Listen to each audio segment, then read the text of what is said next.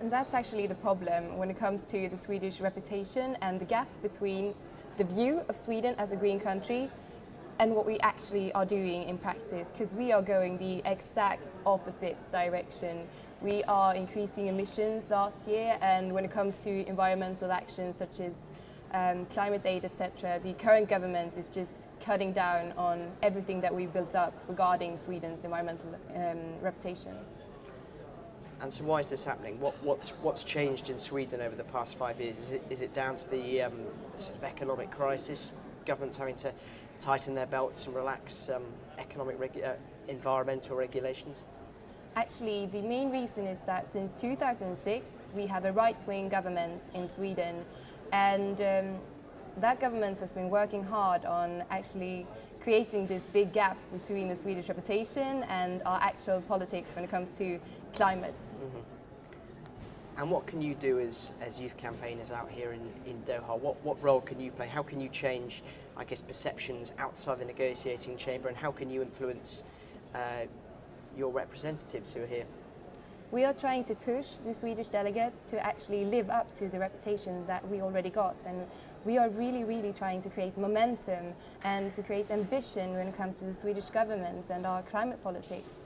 Because the thing is that the reports from Climate Action Networks shows that we have dropped to place 24 when it comes to climate politics in total. In 2 years we have dropped 14 placements, and when it comes to international climate politics, Sweden is currently at the 45th position on that ranking list.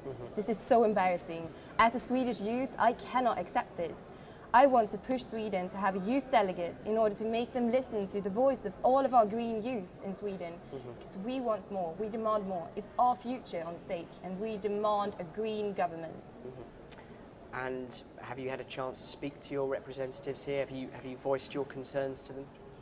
Actually, we haven't had any meetings with our Swedish delegates yet, because we had a meeting with them this Wednesday. We have been pushing for a meeting for the Swedish delegates for a couple of months now, but we got a meeting last Wednesday for an hour where we asked them, of course, why do we not have an official youth delegate from Sweden?